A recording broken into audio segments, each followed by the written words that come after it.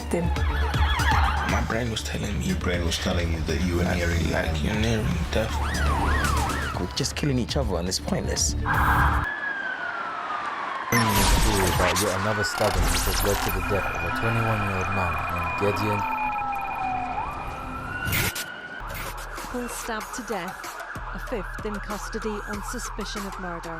He was 21 years old and he was killed in a fight inside the shopping mall. They were called to Brent Cross Shopping Centre. Inside the house, they made a dreadful discovery of 4 people who had been stabbed.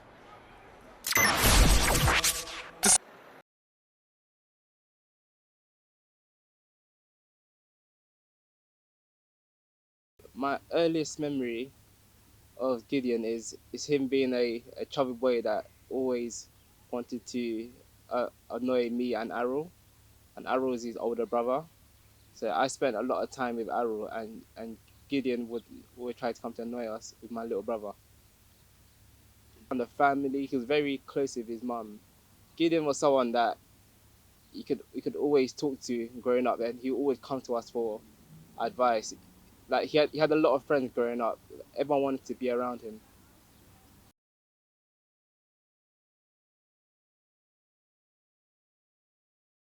So I heard about it on the day, and we went to Brent Cross to speak to the police. It was quite a tough day.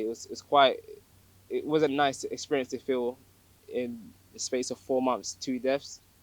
All of this could have been avoided because it's so easy to take a life, but after the life is taken, there's still a life of grief and sadness that follows that.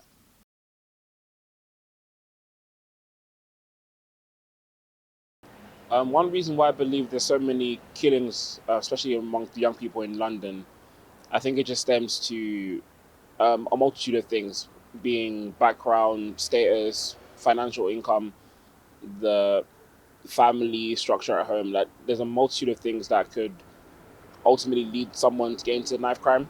Or I was definitely connected and linked to them all. And yeah, I saw a lot of violence, a lot of gun and knife crime, a lot of rivalry, well, especially within like postcode wars. How I would describe Gideon's personality, I would say he's very calm. He wasn't someone that was quick to anger.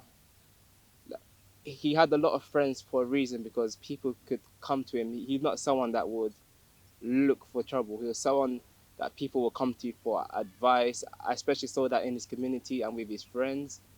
Whatever age range, people will always talk to Gideon. I didn't see anyone that had a problem with him.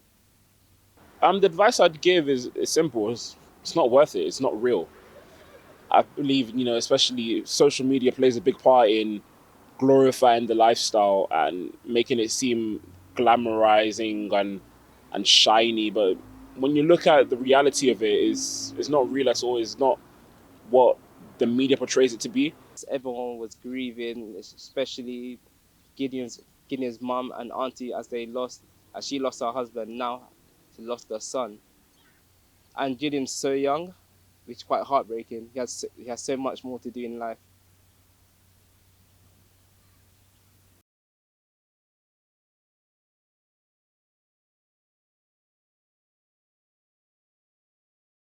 If the family help the children to grow up with fearing God and teaching them how to behave outside the house, it's going to be good things. And the second thing I can say, they take away the power from the school and the teacher. They need to bring back that power, to give the teacher the power to help our children to behave in a good way that we can show them.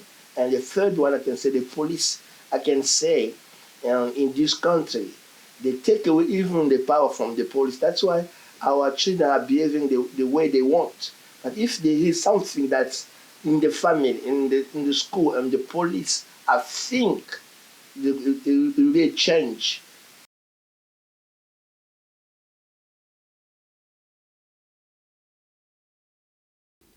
It would just be better if none of this happened at all. So I wouldn't say there's a sense of relief. Just a sense of regret that this couldn't be this couldn't be stopped. Like all of this could have been avoided. People, especially being so young and so full of potential, but then it's being wasted on something that's so trivial. It's quite sad, yeah. Him to die, it was quite hard for the family because the father dies, now the son dies. Usually when you see knife crime, you may not see it, but it's always associated with drug. That's the first thing. And then the second after that is money, finances, poverty. That is part of that. So I would say that, to be short, really is, knife crime is always associated with drug control. And it's up to us in the community as a parent, as a member of the community, to know that and to try to look at that and try to see how we can help our youngsters, our children at home when they go out, when they are with their friends, what are they doing, what people they associate with. If there is something like that, then you can prevent it, you as a parent and also we as a community.